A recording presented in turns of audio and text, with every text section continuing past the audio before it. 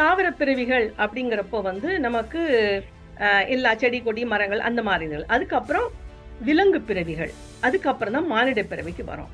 Mineral கிங்டத்துல வர்றப்போ ஒரு கல்லாக பிறந்து அந்த கல்லுல எத்தனையோ கல்லுகள் அப்படிலாம் வந்து வர்றப்போ அதுல வந்து கடைசியா வரக்கூடியதுன்னு சொன்னா கிறிஸ்டல் ஆத்மா அப்படிங்கிறது ஆரம்பமாகிறது. அங்க ஆத்மாங்கிறப்போ ஒரு ஆத்மாக்கு அந்த குரூப் சோல்ல இருக்கும். ஒரு ஆத்மாங்கிறது ஒரு உடல், ஒரு விலங்கோட உடல் அப்படிங்கிறது இல்ல. ஒரு ஆத்மாங்கிறது பல உடல்கள். அதாவது இந்த பயம் அந்த அனிமல்ஸ் ஒரு நாய்க்கோ அது சில இடங்கள்ல வந்து சில பேர் வந்து அதை துன்புறுத்துவாங்க. ரொம்ப கஷ்டப்படுத்துறப்போ அது இவ்வளவு நாள் அது வந்து பயத்தை போக்கி வந்து இருக்கிற டைம்ல அதுக்கு வந்து கடைசி திருப்பி பயத்துல போயிடும். அப்போ என்ன நடக்குதுன்னா அவங்களுடைய பரிணாம வளர்ச்சி அந்த இன்ஃபன்ட் சோல் பேபி சோல் அப்படிங்கறதுல இருக்க நம்ம வந்து குணங்கள்ல 5 குணங்கள் இருக்குங்கிறது தெரியும் இல்லையா? தமோ குணம், ரஜோ குணம், சாத்வீக குணம், சுத்த சாத்வீக குணம், நிர்குணம். இந்த 5 குணங்கள் இருக்குது. அப்ப அந்த 5 குணங்கள்ல வந்து நம்ம அந்த இன்ஃபன்ட் சோலும் பேபி சோலுமா இருக்கும்போது அநேகமாக நம்ம தமோ குணத்தை தான் இருக்கணும்.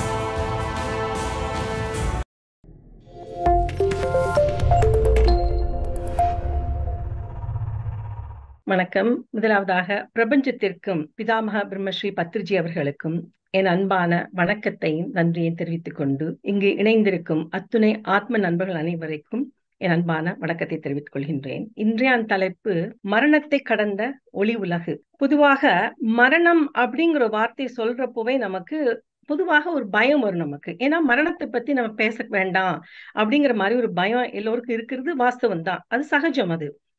அது ஏன் அப்படி நடக்கிறதுனா நமக்கு ஒரு பரிச்சயம் இல்லாத ஒரு விஷயம். அது பொதுவாக இந்த பிறவியில நம்ம இந்த பூமியில பிறவி எடுத்து எத்தனையோ தடவை பிறந்திருக்கிறோம், எத்தனையோ தடவை மரணித்திருக்கிறோம். ஆனால் ஒன்றுமே நமக்கு ஞாபகத்தை இருக்காதனால நமக்கு மரணம் என்று சொன்னால் நமக்கு என்ன என்று தெரியாத ஒரு விஷயம், அது பரிச்சயம் இல்லாத ஒரு விஷயங்கிறதுனால ஒரு பயம் இருக்கிறது வாஸ்தவம்.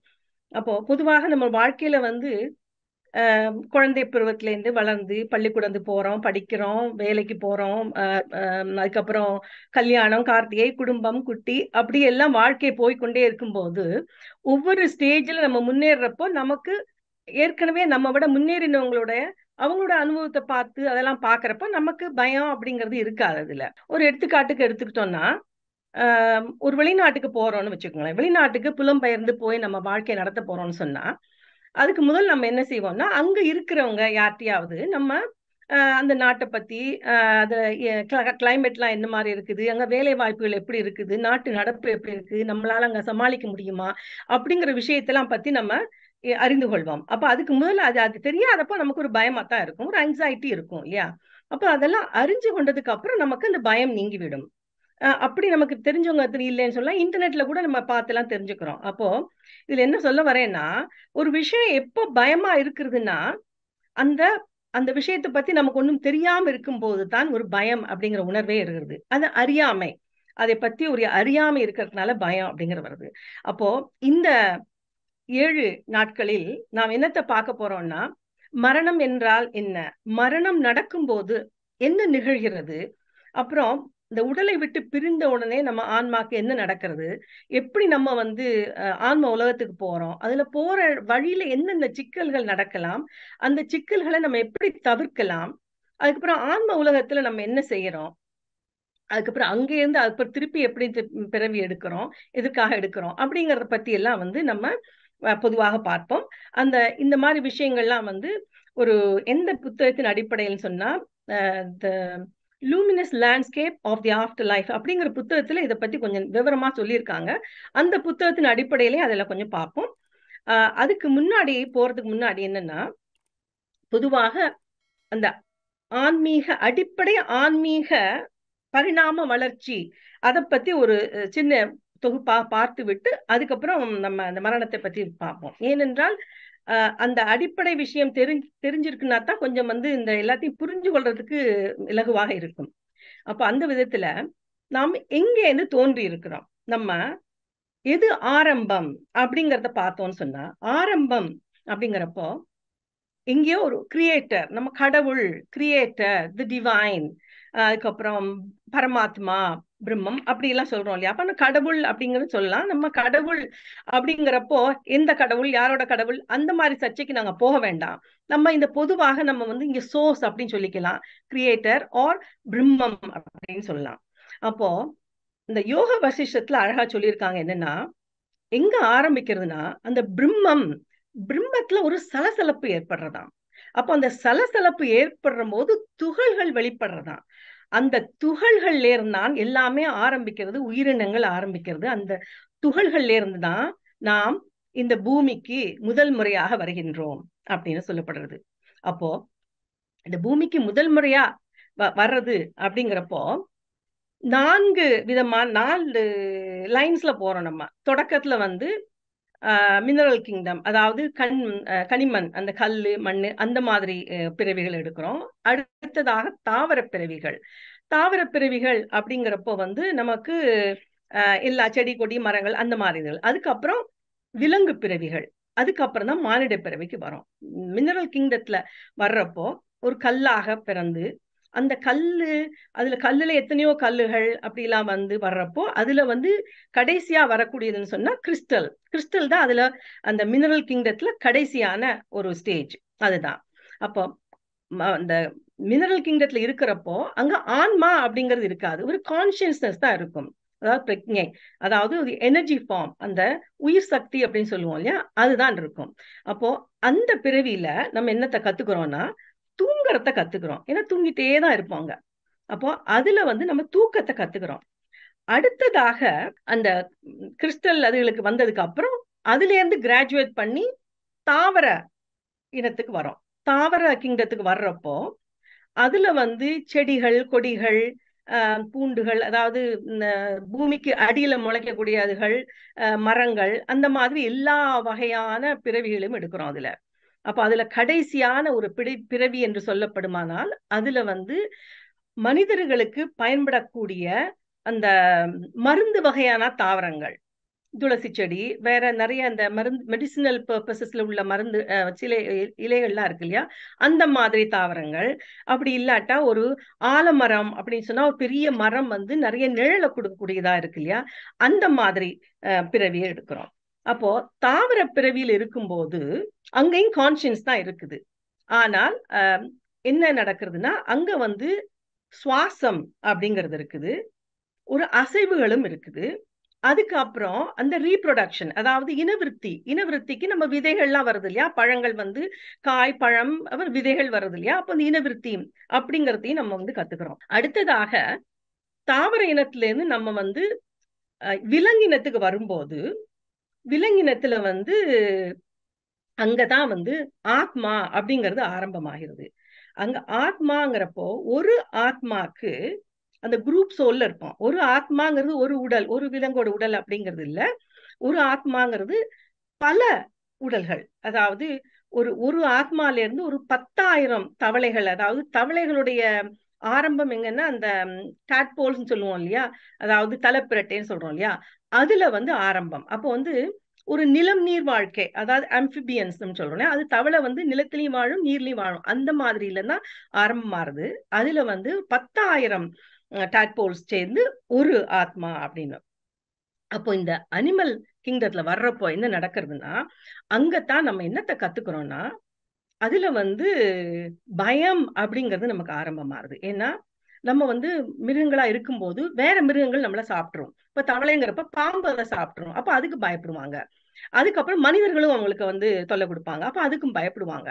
அப்ப அதுல இருந்து 10,000 அப்படிங்கிறப்ப அடுத்த ஒரு பிறவின்னு சொன்னா அதுல இருந்து அதுல வந்து ஒரு ஒரு 5,000 எலிகள் அப்படிங்கிற மாதிரி. அப்போ வந்து இப்படி கொஞ்சம் கொஞ்சமா மாறி மாறி போய் கடைசி, அதாவது அதுக்கப்புறம் ஒரு 10 சிங்கம், ஒரு 5 புலி அப்படி மாதிரிலாம் வந்துட்டு கடைசி பிறவிகள் அப்படிங்க வர்றப்போ என்னன்னா ஒரு சோல்ங்கிறது 2 விலங்காக இருக்கும். அதுல வந்து அதுவும் இல்லாமல் அந்த அந்த விலங்குகள் வந்து மனிதர்களோடு சேர்ந்து வாழக்கூடிய விலங்குகளா இருக்கும். அதாவது பெட்ஸ்ன்னு சொல்லுவோம் இல்லையா, அப்போ வீட்டுல வந்து நாய், பூனை, அப்புறம் குதிரை, மாடு, அந்த மாதிரி பிறவிகள் தான் கடைசி பிறவிகள் எடுப்போம். அதுவும் ஒரு ஆன்மா வந்து 2 ஒரே இடத்துல அது பிறக்கணும்னு அவசியம் இல்லை, வேற வேற இடத்துலயும் இருக்கலாம். ஆனா அந்த 2 உருவங்கள் இருக்கும் அப்படிங்கறதான் சொல்றோம். அப்போ இந்த அனிமல் கிங்டத்துல இருக்கிறப்போ என்ன நடக்கிறதுனா பயம்ங்கிறத நம்ம கத்துக்கிறோம். பயம் வருது. அப்போ அது அனிமல் கிங்டத்துல நம்ம பிறவியில் எடுத்து எடுத்து எடுத்து போய்கொண்டு போறப்போ என்ன நடக்குன்னா கடைசி பிறவிகள்ல அந்த பயத்தை நம்ம போக்கணும். அதாவது மனிதர்களுக்கு உள்ள மேல உள்ள பயங்களை போக்க வேண்டும். அப்படி பயங்கள் போனதுக்கு அப்புறம் தான் நம்ம கிராஜுவேட் பண்ணி மானிட பிறவிக்கு வர முடியும். அப்போ அது மட்டும் இல்லாமல் அந்த அன்புங்கிறத கத்துக்கிறோம். அதாவது மனிதர்களோட அன்பு, பரஸ்பரம் மனிதர்கள் அன்பை கொடுக்குறாங்க.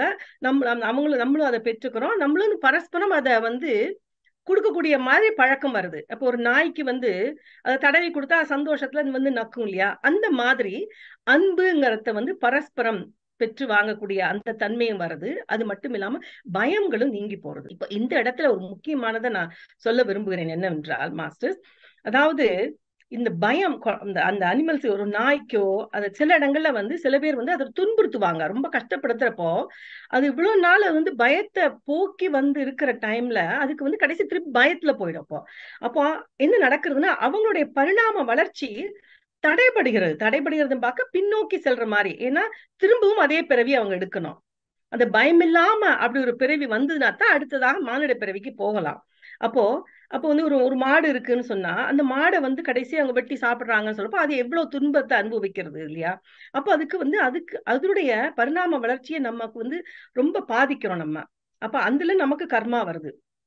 இதைத்தான் அது எவ்வளவுக்கு எவ்வளவு பயம் இல்லாமல் அன்போட அப்படி வளர்றதோ அதுக்கு அடுத்த பிறவியாக மானிட பிறவி. அப்ப இந்த 2 ஆத்மாவும் இன்டிகிரேட் ஆகிறது. 2 உடல்கள் முடிஞ்சு ஒரு ஆத்மாக்கு ஒரு உடல் அப்படின்னு தான் மானிட பிறவி வரணும். மானிட பிறவியில் எடுக்கிறப்போ அந்த அனிமல் விலங்கு பிறவியில் இருக்கிறப்போ ஆத்மா இருக்குது, கர்மா என்பது கிடையாது. ஏனென்றால் அந்த விலங்குகள் ஒரு ஒரு புலி ஒரு ஆடை அடிச்சு சாப்பிடுறது அப்படி எல்லாம் செய்யறப்போ அதுக்கு கர்மா கிடையாது. ஏனென்றால் அவங்க 5 அறிவை படைத்தவர்கள். அவங்களுக்கு அதுதான் நேச்சுரல் இன்ஸ்டிங் அவங்களுக்கு. அதனால அவங்களுக்கு பகுத்தறிவுங்கிறது இல்லாதனால அவங்களுக்கு அதுல கர்மாங்கிறது கிடையாது. ஆனா ஆன்மா அப்படிங்கிறது இருக்குது. அடுத்ததாக மானிட பிறவில வர்றப்பதான் இங்கதான் நமக்கு கர்மா அப்படிங்கிறது ஆரம்பிக்கிறது. ஏனென்றால் நமக்கு பகுத்தறிவு 6 அறிவு இருக்குது. அப்போ அந்த மினரல் கிங்டம்ல 1 அறிவு, தாவரத்துல 2 அறிவு, அப்போ அனிமல்ஸுக்கு வர்றப்போ 5 அறிவு அதுல. அப்போ 6வது அறிவு தான் நம்மளுடைய மானிட பிறவி.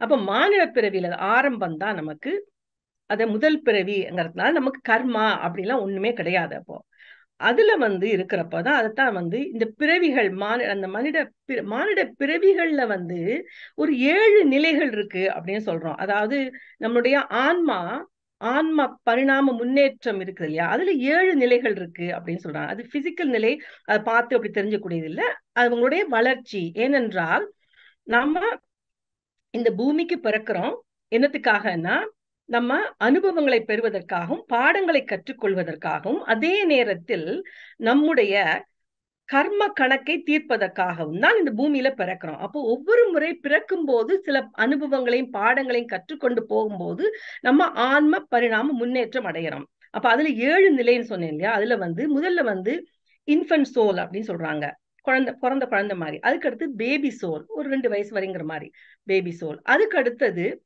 யங் சோல், அந்த டீனேஜ்னு வச்சுப்போமே அந்த மாதிரி.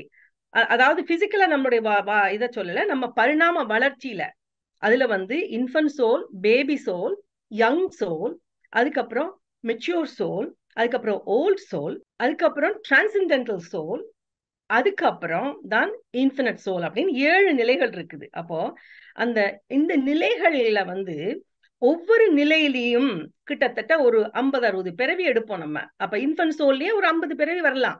அதுல நிறைய பாடங்களை கற்றுக்கொள்வோம், நிறைய அனுபவிப்போம், அதுக்கப்புறம் கர்மாவையும் சேர்த்துக் கொள்வோம். அப்புறம் அடுத்தது பேபி சோலுக்கு போறோம். அப்ப அதுலயும் நம்ம பாடங்களையும் கற்றுக்கொள்வோம், கர்மாவையும் சேர்க்கிறோம். அப்படி மாதிரி போறப்போ கிட்டத்தட்ட இந்த எல்லா பிறவிகளையும் மனித பிறவியில எல்லா பிறவிகளையும் எடுத்து முடியறப்போ கிட்டத்தட்ட ஒரு ஆவரேஜா பார்க்க போத்தா ஒரு 500 பிறவி, 400-500 பிறவிகள் இருக்கலாம். சில பேருக்கு அதோட கூடவும் இருக்கலாம். அது எதை பொறுத்தது என்று சொன்னா நாம் எவ்வளவு சீக்கிரமாக நம்ம ஆன்ம திட்டத்துல போட்ட அந்த பாடத்தை கற்றுக்கொள்கிறோம் என்பதை பொறுத்து தான் இருக்குது அந்த வளர்ச்சி. அதுல எத்தனை பிறவி நம்ம எடுக்கிறோம் அப்படிங்கிறது. அப்ப இதுல அந்த இன்ஃபன்ட் சோலும் பேபி சோல் அந்த மாதிரி ஸ்டேஜ்ல இருக்கிறப்போ நமக்கு கர்மா அதுல நிறைய செய்வோம் நமக்கு. ஏன்னா நமக்கு வந்து அந்த குணங்கள் அப்படிங்கிறது இதெல்லாம் கொஞ்சம் சுருக்கமா சொல்றேன் மாஸ்டர்ஸ், என்னன்னா இது புரிஞ்சா அடுத்தடுத்த ஸ்டேஜுக்கு நமக்கு புரியுங்கிறதுனால தான். அப்போ அந்த இன்ஃபன்ட் சோல் பேபி சோல் அப்படிங்கறதுல இருக்க நம்ம வந்து குணங்கள்ல 5 குணங்கள் இருக்குங்கிறது தெரியும் இல்லையா? தமோ குணம், ரஜோ குணம், சாத்வீக குணம், சுத்த சாத்வீக குணம், நிர்குணம். இந்த 5 குணங்கள் இருக்குது. அப்ப அந்த 5 குணங்கள்ல வந்து நம்ம அந்த இன்ஃபன்ட் சோலும் பேபி சோலுமா இருக்கும்போது அநேகமாக நம்ம தமோ குணத்தை தான் இருப்போம். தமோ குணம் என்று சொன்னால் உடல் சார்ந்த விஷயங்கள். அதாவது நமக்கு நல்லா சாப்பிடணும், நல்லா தூங்கணும், நம்ம ரெஸ்ட் பண்ணிக்கணும், உடலுக்கு என்னென்ன தேவையோ அதுகளை மட்டும்தான் நம்ம கான்சென்ட்ரேட் பண்ணுவோம். நம்மளோட சந்தோஷம் அதுகளை தான் கான்சென்ட்ரேட் பண்ணுவோம். அடுத்து போறப்போ அத யங் சோல் அப்படிங்கிற மாதிரி ஸ்டேஜுக்கு போறப்போ என்ன நடக்கிறதுனா, இந்த பேசிக் நீட்ஸ் நமக்கு அதை சாட்டிஸ்ஃபைடு திருப்தி ஆன உடனே அடுத்தது நமக்கு வந்து நம்ம வந்து சும்மா சாப்பிட்டுட்டு தூங்கிட்டு இருக்க போறோமா, நம்ம இதை விட வந்து நம்ம வந்து நல்லா முன்னேறணும், நமக்கு வந்து நல்ல ஒரு வேலை இருக்கணும், நல்ல மதிப்பு இருக்கணும், மரியாதை இருக்கணும், அப்படிங்கிற மாதிரி அந்த ஒரு பவர் இருக்கணும். அந்த மாதிரி விஷயங்கள்ல நம்ம வந்து வேலைக்கு போறது, கூட படிக்கிறது, நம்ம வந்து நல்ல அந்த அந்த ஈகோலாம் அதெல்லாம் நல்லா பில்டப் பண்ணும் அந்த சைல் தான். இல்ல மதிப்பு இதெல்லாம் கூட இருக்கணும் அப்படிங்கிற மாதிரி அதுலதான் வந்து ரஜோகுணம். ரஜோகுணத்துல அந்த குணத்துல போவோம். இப்போ இதுல இந்த ஒண்ணு குறி சொல்ல விரும்புகிறேன். இதுல என்னன்னா, அந்த முதல் முதல் பிறவிகள், அந்த இன்ஃபன்ட் சோல் பிறவிகள் எடுக்கிறப்போ என்ன நடக்கும்னா, நமக்கு கர்மாங்கிறதே இருக்காது தொடக்கத்துல இல்லையா? அப்போ அதுல வந்து அந்த வாழ்க்கை அப்படிங்கிறது நல்ல ராஜபோகம் தான். எல்லா சந்தோஷமும், எல்லா போகங்கள் நல்லது நடக்கும். சில சமயங்கள கூட நம்ம பார்த்திருக்கோம் இல்லையா? நம்ம வாழ்க்கையில நிறைய பேரை பார்த்திருக்கோம். அவங்க வந்து செய்யறதெல்லாம் அநியாயத்தை செய்வாங்க, அட்டூழியத்தை பண்ணுவாங்க. ஆனா அவங்களுக்கு நிறைய சொத்து சுகங்கள் இருக்கும், நல்ல அழகா இருப்பாங்க, நல்ல அறிவா இருப்பாங்க, அதுக்கப்புறம் குழந்தை குட்டிகள்லாம் நல்லா இருப்பாங்க. ஒரே எல்லாமே நல்லதாவே நடந்து கொண்டு வரும் அவங்களுக்கு. ஆனா அவங்க செய்யறதெல்லாம் அநியாயம். அப்ப என்னடாப்பா இது, கடவுளுக்கு கண்ணே இல்லையா, இப்படி இவ்வளவு அநியாயம் பண்றானே, இவனுக்கு இவ்வளவு நல்லது இருக்கே வாழ்க்கையில அப்படின்னு சொல்றாங்க. காரணம் என்ன, அவங்க இந்த ஏர்லி ஸ்டேஜ்ல இருப்பாங்க. அவங்களுக்கு கர்மாங்கிறது கணக்கு இன்னும் தொடங்கல, அவங்களுக்கு தொடங்கி இருக்கும், கொஞ்சமா தான் இருக்கும் கர்மா. அப்ப அந்த நிலையில அப்போ வந்து அந்த இன்ஃபன்ட் சோல் ஸ்டேஜ்ல கர்மாங்கிறது குறைவா இருக்கும். அப்புறம் வளர வளர வளர அதுக்கப்புறம் முன்னேறி போக போக போகத்தான் அந்த கர்மாவோட கணக்குகள் அதிகமாச்சு கொண்டே போய் ஒரு மெச்சூர் சோல் அப்படிங்கிற டயத்துல வந்து நிறைய கர்மா சேர்ந்துரும். அதுக்கப்புறம் தான் அந்த ஓல்ட் சோல் அங்கிற ஸ்டேஜ் வர்றப்பதான் நம்ம யோசிப்போம்னா, ஆஹா நம்ம வந்து இது வந்து நமக்கு என்ன இப்படியே நம்ம வாழ்க்கை போயின்னு இருக்குதே, அதாவது இனிமே வந்து நல்லது கெட்டதுங்கிறது தெரிய தொடங்கிடும். நம்ம வந்து கொஞ்சம் நல்லது பண்ணாட்டா கூட கெட்டது பண்ணக்கூடாது அப்படிங்கிற மாதிரி ஒரு ஒரு ஒரு நிலைமை வரும். அப்போ அந்த அந்த வந்து அதுல கான்சென்ட்ரேட் பண்ணி நல்லதுகளை பண்றதுக்கு மாதிரி செய்வோம். அதுக்கப்புறம் நல்லதுகளையே பண்ணுவோம்.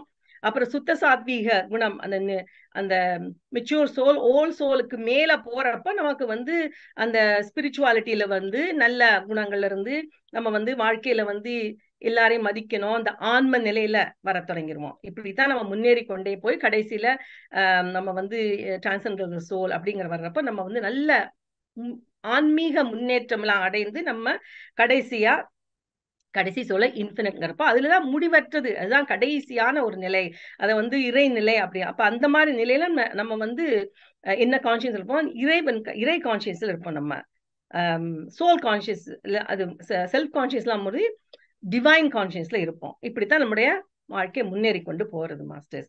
இப்போ நம்ம என்ன மாதிரி நமக்கு வாழ்க்கை வர்றது, எந்த மாதிரி வளர்ந்து கொண்டு போறோம் அப்படிங்கறத பார்த்தோம்.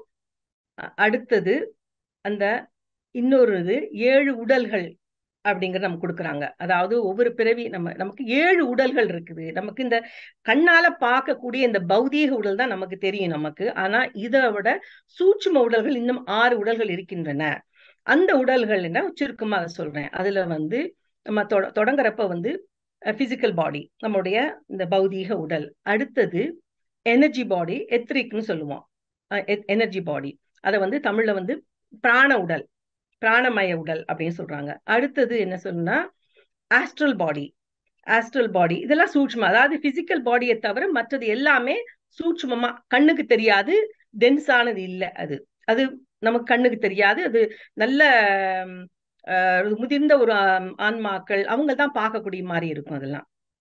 அப்ப முதல் இது பிசிக்கல் பாடி, அதுக்கப்புறம் எனர்ஜி பாடி ஒரு எத்ரிக் பாடி, அதுக்கப்புறம் ஆஸ்ட்ரல் பாடி. ஆஸ்ட்ரல் பாடிங்க தமிழ்ல நம்ம வந்து விஞ்ஞானமய உடல் அப்படின்னு சொல்றோம்.